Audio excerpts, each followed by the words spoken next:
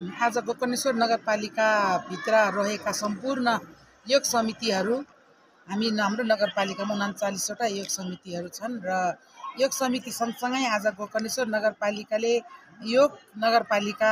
घोषणा गरेको छ र आज जुन हामीले गोकर्णेश्वर नगरपालिकाभित्र रहनुभएका सम्पूर्ण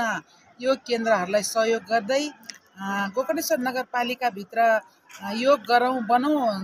निरोग बनौँ भन्ने उद्देश्यले हामीले योगको स्थापना गर्दै आइरहेको र आज जुन गोकर्णेश्वर नगरपालिका योगमय बनाउनका लागि घोषणा गरेका छौँ र आगामी दिनमा गोकर्णेश्वर नगरपालिकाभित्र रहनुभएका सम्पूर्ण जनसमुदायहरूलाई